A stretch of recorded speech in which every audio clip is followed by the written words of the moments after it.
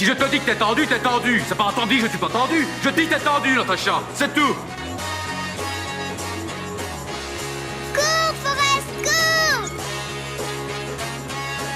Hasta la vista, baby.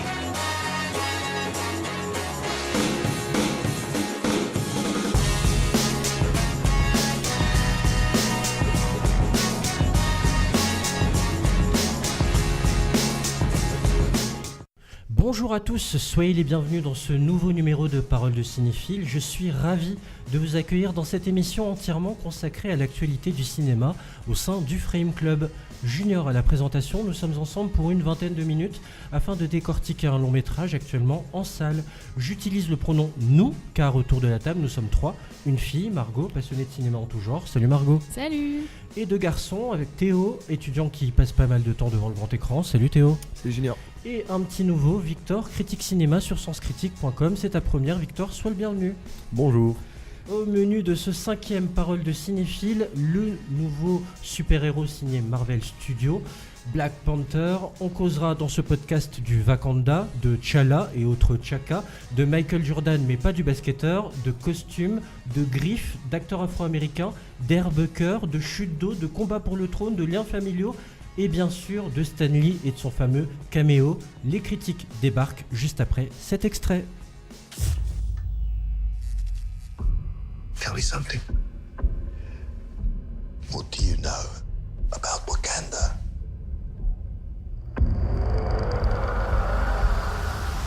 It's a third world country. Textiles, shepherds, cool outfits, all front. Explorers have searched for it. Called it El Dorado. They looked for it in South America. But it was in Africa the whole time. I'm the only one who's seen it and made it out alive.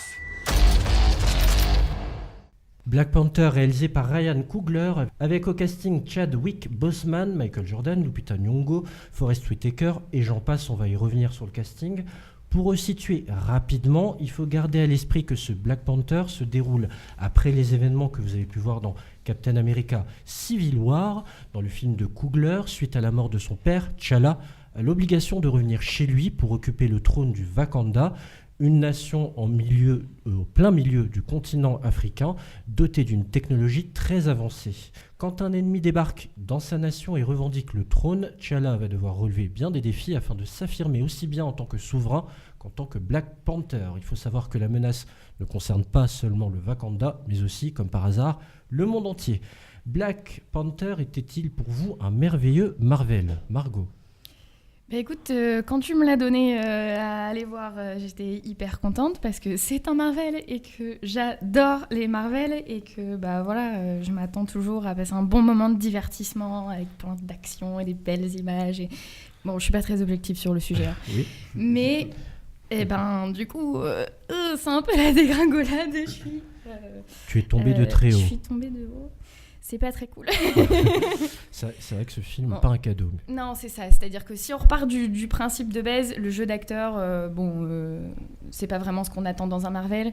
Il n'y a rien de particulièrement transcendant. Ils font leur taf, point. Ils tiennent l'histoire. Ok. Mais alors, du coup, le problème, en fait, c'est l'histoire qui se tient pas vraiment.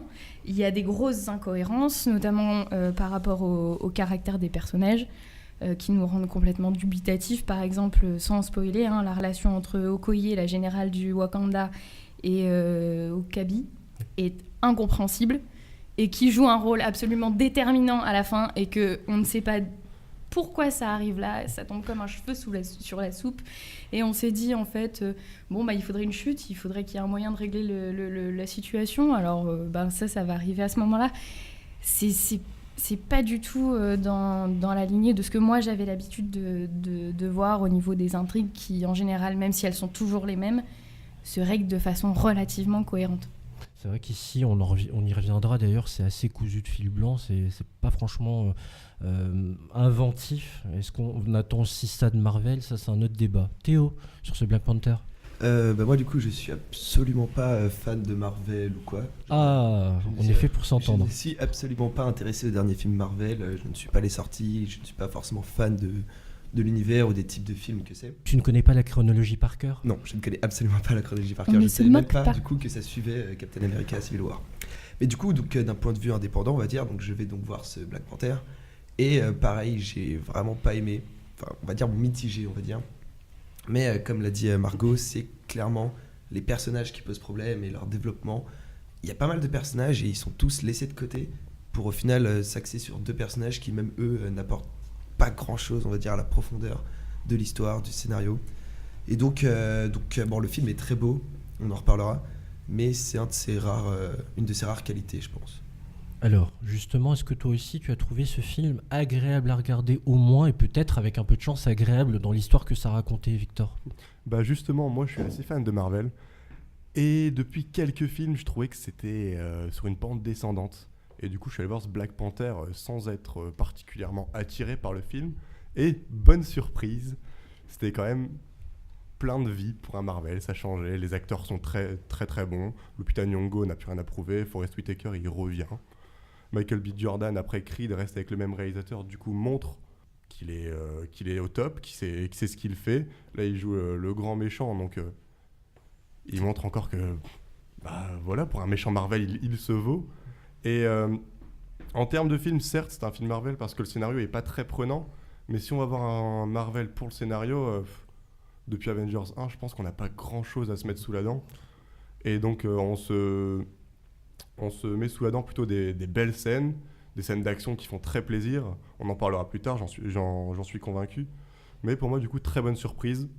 Et voilà, pour l'instant, j'ai pas grand-chose à rajouter. On va justement passer en revue le film plus profondément, à commencer par le commencement, comme je le dis dans beaucoup de podcasts, à savoir le départ à Auckland en 92, dans le Bronx.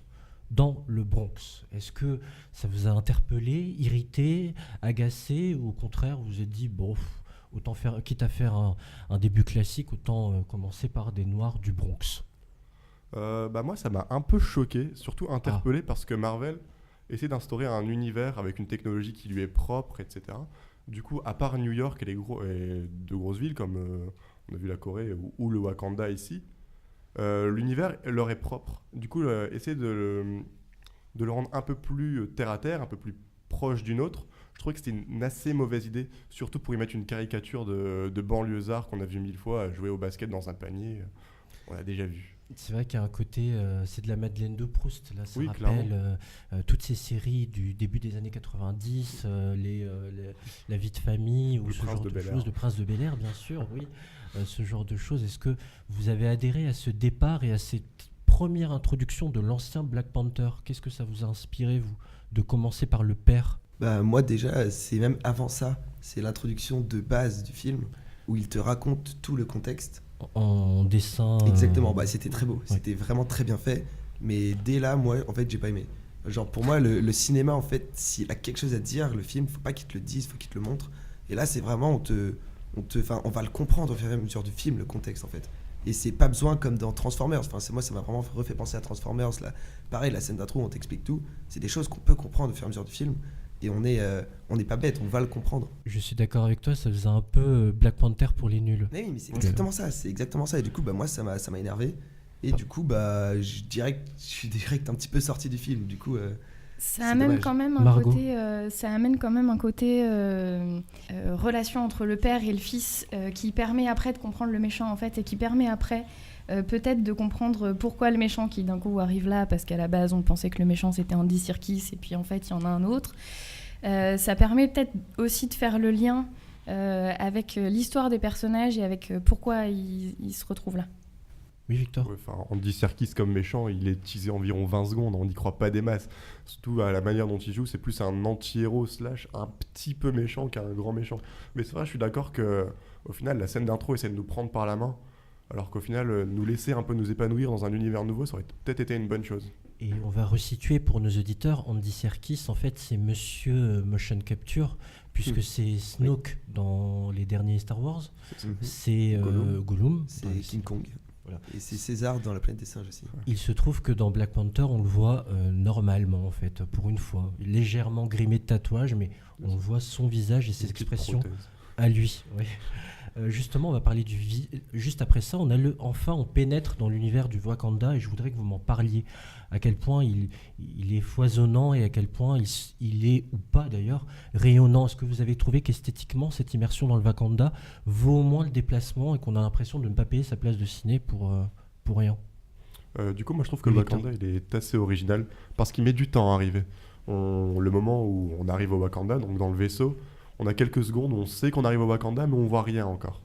Et petit à petit, on entre dans l'univers et c'est visuellement, c'est très beau. Ça change vu qu'on a l'ambiance africaine qu'on a très rarement vue dans un Marvel et le mélange entre tradition et technologie, parce que c'est quand même le pays le plus avancé technologiquement de l'univers Marvel, avec son métal précieux tiré de la montagne.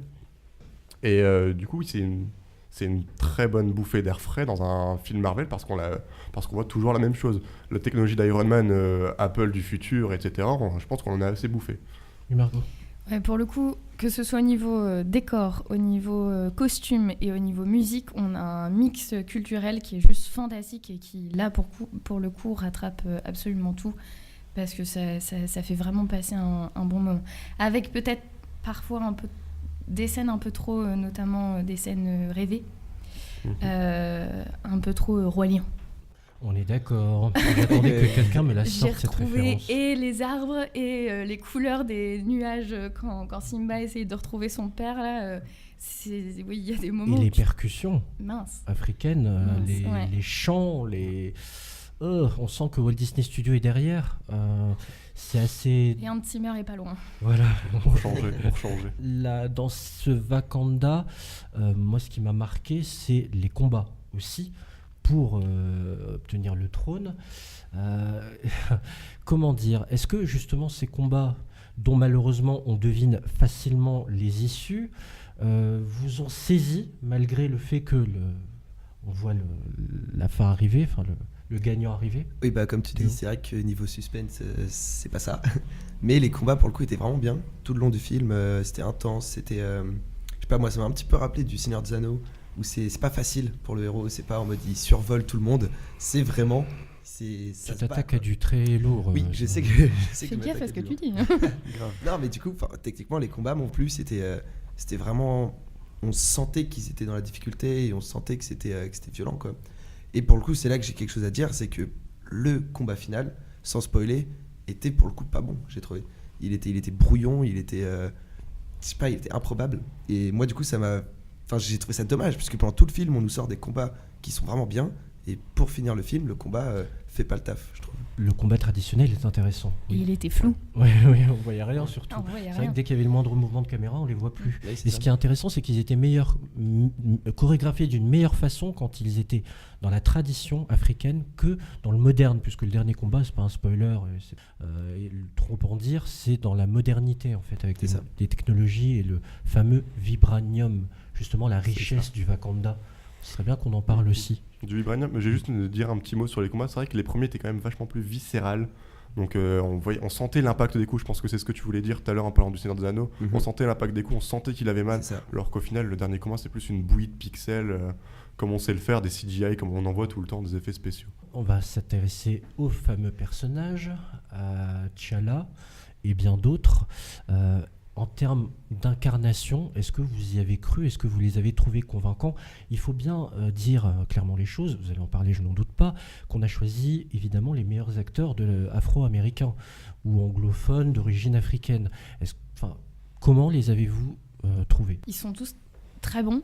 Ils tiennent tous leur personnage. En fait, les seuls problèmes qu'ils ont à intégrer leur personnage, c'est les personnages eux-mêmes, comme on disait tout à l'heure, parce que du coup, il manque de cohérence, il manque de fond, mais en soi je trouve qu'ils gèrent tous leurs personnages plutôt extrêmement bien, et j'ai kiffé revoir Andy Serkis et Martin Freeman face à face, même si ça a duré que quelques secondes. C'est toujours plaisir. Oui, Théo.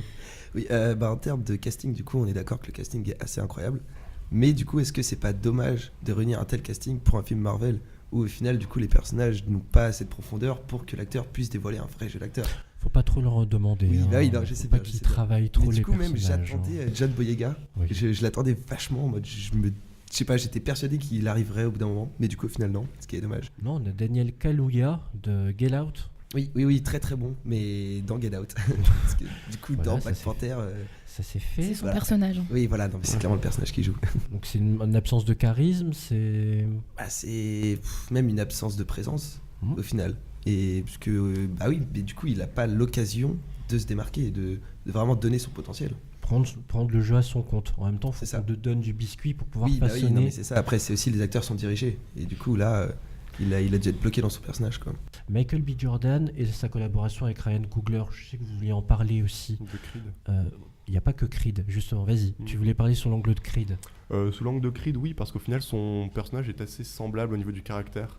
À savoir qu'il en veut. Et il en veut malgré son héritage, entre guillemets, parce qu'il essaie de s'en défaire pendant tout le film. Parce que son héritage, il lui a pas été en sa faveur. Et je trouve que c'est le seul personnage, on en parlait tout à l'heure, que les personnages étaient assez fades. Enfin, c'est ce que je voulais en dire. Chadwick Boseman, au final, le Black Panther, c'est Iron Man sans la personnalité, au final, hein, parce que c'est une armure, quoi. Sans l'humour. Oui, voilà, sans Oui, humour. aussi, oui. Chadwick Boseman, franchement, il a le visage stoïque du début à la fin, c'est triste. C'est Et marrant. Michael B. Jordan, On du n'est coup... pas au niveau de l'autre, là, dans Star Wars, dont j'oublie son nom. On n'est pas au niveau de John Boyega, justement, Boyega, dans oui. Star Wars. Voilà, John Boyega, c'est un autre débat, mais c'est vrai que dans Star Wars, pour la placer là-dessus, c'est pas terrible non plus. hein. Désolé, Ah, ça va. Ça Ça s'est va. fait. ça c'est fait, voilà. On en parlera après. Premier lynchage. Puis oui, Michael B. Jordan, du coup, je rebondis sur l'humour, parce que il le fait en partie. Je trouvais que son perso était bien écrit, parce que les blagues étaient sorties à des moments opportuns, qui allaient avec son caractère, à savoir un caractère assez froid, assez puissant. Il voulait montrer qu'il en avait, parce que il vient du Bronx, et là où il venait, du Bronx, il avait rien. Donc il a tout à démontrer, il a une vraie évolution de personnage. C'est vrai que c'est le seul personnage dont la trajectoire est importante. Mais moi, il y a un gros mais. Margot. Bah après, je voulais rebondir sur l'humour. Oui. Parce que pour le coup, avec toutes les polémiques qu'il y a eu autour de la sortie du film, les modifications de recherche Google, etc., qui amenaient à des choses plutôt racistes, moi, alors c'est un avis totalement personnel, pour moi, la plus grande tolérance, c'est de ne pas constater la différence. Et là, tout l'humour, absolument tout l'humour, et Martin Freeman en est la première victime, tout l'humour est basé sur de l'humour racial. Et c'est lourd et c'est plombant et on n'avait pas envie. Enfin, moi, j'y allais vraiment en allant voir un Marvel, peu importe le Marvel. Est-ce qu'on se tape pas ça depuis les Gardiens de la Galaxie 1, voire même avant, cet humour lourd sauce Marvel, Victor? Du coup, je suis d'accord avec toi pour l'humour racial, mais moi je parlais justement de l'humour de Michael B. Jordan, surtout dans sa confrontation avec le Black Panther au final, qui est un peu plus fine. Et c'est sûr que dans les Gardiens de la Galaxie, c'est pathos, c'est assez lourd, mais c'est jamais racial. Et c'est vrai que c'est un des défauts du film, à savoir Martin Freeman, le pauvre. Et ouais, c'est inversé, c'est-à-dire que c'est les noirs envers les blancs, on peut le dire, la communauté noire, par c'est un rapport petit à l'un côté des rares vengeance qui est blancs. peut-être pas très fin. D'ailleurs, tout est inversé, puisque c'est intéressant de voir qu'un pays soi-disant du tiers-monde serait plus riche et mieux doté que les Américains, que les pays occidentaux. Tout est inversé et cette trajectoire est assez étrange. Mais ça, l'idée de base est bonne, mais en même temps, c'était l'idée de base de la création du personnage de Black Panther, qui était aussi de donner à toute la partie afro-américaine des États-Unis leur héros qui leur ressemblait, parce qu'ils s'y retrouvaient pas trop dans les autres. Après, la façon dont là ça a été joué, c'est vraiment mettre l'accent sur quelque chose qui méritait pas qu'on souligne. Théo. Je voulais reprendre ce que tu avais dit quand tu dis que c'est inversé.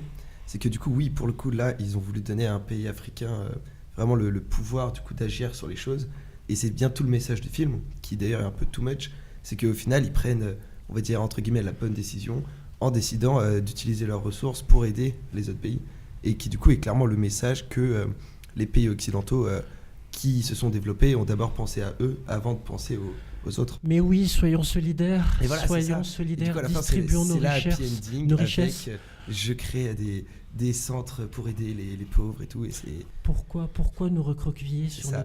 notre système à nous et ne pas partager notre puissance via le vibranium? Là, ouais, j'ai trouvé ça un peu Victor. gros quand même du coup. On parle d'happy ending, mais au final, si je regarde un peu l'esthétique du film et son histoire, de A à Z, moi je suis du côté de Killmonger, parce qu'au final, et c'est un truc qui est bon dans le film, c'est que le héros Faut et son expliquer antagoniste. qui est Killmonger. Killmonger, c'est le personnage joué par Michael B. Jordan, c'est l'antagoniste du film, qui a le même but que Black Panther. Et c'est juste deux politiques différentes, à savoir une politique qui essaye de s'ouvrir au monde et une politique un peu plus protectionniste. Et puis très conservatrice, mais même pire que ça. du coup pas très cohérent, parce qu'il est proclamé roi.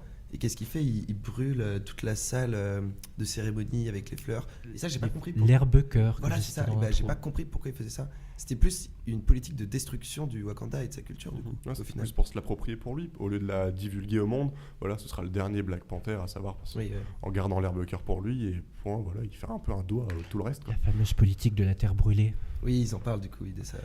Et justement, Ryan Coogler, je voulais réagir là-dessus parce que tout le monde le connaît pour Creed et le fait qu'il ait justement mis en scène Michael Jordan à cette époque-là, Michael B, pas le basketteur, mais c'est aussi Fruitvale Station.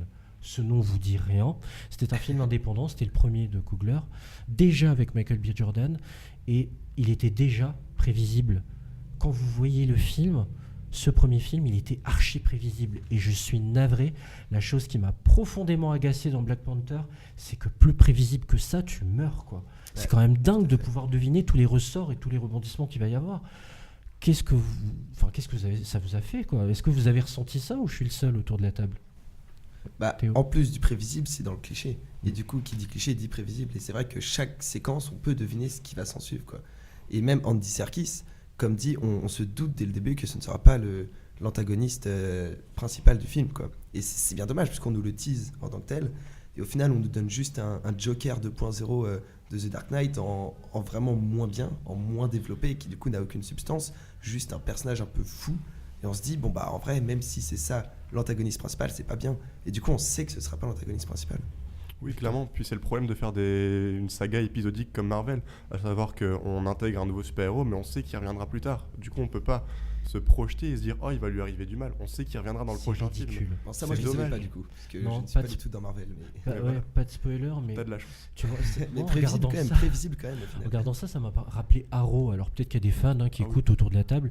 Vous savez, voilà, si vous tuez Ra's al Ghul, vous devenez Ra's al Ghul. C'est ça en fait, et c'est ridicule. Enfin, il y a un vrai problème de construction dans ce film, et ça gâche tout. J'avais juste envie de partir puisqu'on devine facilement. Oui, Margot. Il y a un problème de construction dans le film, mais il y a aussi un problème de construction entre les Marvel, en fait. Parce que du coup, tout ce qui sert à avancer l'histoire se passe dans les post-génériques, en gros. Et du coup, on a l'impression qu'il y a la lignée Avengers qui continue à avancer, et puis autour, il y a tous les films. Et puis, ils s'y rattachent à peu près comme ils peuvent. Et il n'y a plus du tout, comme dans les tout premiers, cette espèce d'entremêlage de tous, avec des références de chacun partout. Enfin, à part Stan Lee, en fait. Du coup, il n'y a plus vraiment de lien entre tu veux en parler de notre caméo Notre caméo Stan Lee. Qu'on attend. Qu'on attend à chaque fois et que, bon, ça fait plaisir de le voir. Yes, dans une scène mythique du casino. Ouais. Je suis pas d'accord avec toi pour dire qu'il n'y a pas d'entremêlement de la saga, parce qu'au final, on en voit quelques-uns. Certes, ils sont assez superflus, comme le personnage de Andy Serkis ou de Martin Freeman, mais le Vibranium, on nous en parle depuis 3, 4, 5, 6, 7 films. Ouais, donc au final, on le sait. C'est moins poussé qu'au début quand même. Oui, bien sûr. Au début, c'était vraiment... Les histoires se passaient même en même temps.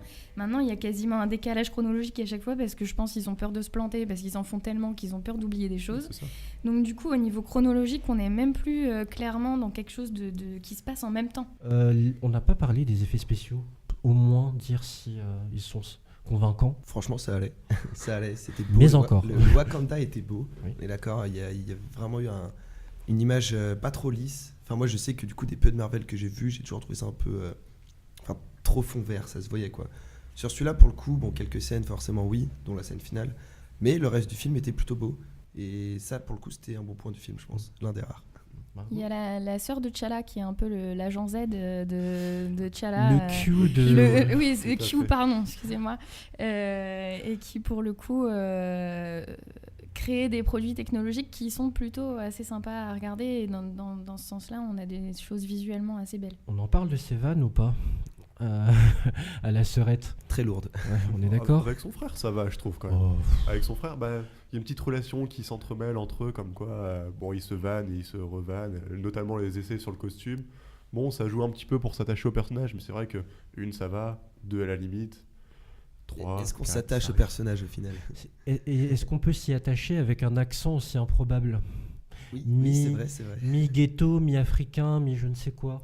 C'est vrai que ça m'a choqué aussi. Genre, au début, j'étais en mode, bon, bah, 2 heures de ça, pourquoi pas. C'est dur, hein. C'est une nation fictive, donc on peut se dire que c'est leur manière de parler, on peut pas trop juger. Puis après, je pense qu'ils essaient de mettre un point d'orgue à montrer. On peut beaucoup pas de- juger. Tiens, c'est intéressant ça. On On peut pas juger. Bah, on peut Pourquoi pas pourrait juger parce que juger c'est une décision artistique après tout. C'est Oui. leur choix, donc bah, Et nous, pourquoi on pas. peut critiquer justement une décision artistique. Non, on n'est pas là pour ça autour de la table. Tiens, c'est Si, intéressant, clairement, mais ça. je me vois mal en position de juger ça. Bah, pourquoi pas. Je trouve que la qualité d'un film, elle se mesure de par l'image qui est donnée, mais aussi par le son. Non, je sais pas. Ouais, bon, le son, moi, c'est plus la musique du coup dans le film. Oui, mais aussi les paroles. Une voix agréable peut sauver un film, non? Une voix C'est bon. agréable. Oh, Ouais, Scarlett Johansson oui, dans Her. magnifique est exemple. Exactement Ouais. à s'attacher au personnage Ouais, et mais à c'est faire plus toute que la ça. magie du Mais film. Théo, tu sais C'est quoi? tout Tu vas un rester pour la personnage prochaine émission, c'est bien. c'est tout un personnage autour. C'est plus que ça. Ils ont une relation, une Ce interaction. que je veux dire, c'est que dans l'incarnation dont émanent les paroles, en fait, je trouve que ça a du poids. Et quand on vous impose, et Dieu sait que tu peux demander à ceux qui ont vu La Ch'tite Famille pour les prochains podcasts, Dieu sait que parfois l'intonation et l'expression comptent, je trouve, dans l'appréciation d'une œuvre. Non. Mhm. Ouais, mais Pour ça- le moment. Si, bien sûr, mais là, pour le coup, ça m'a pas choqué. C'est pour ça que j'appuie pas spécialement le fait. Eh ben, c'est ton droit. Y a pas de Ça souci. va alors.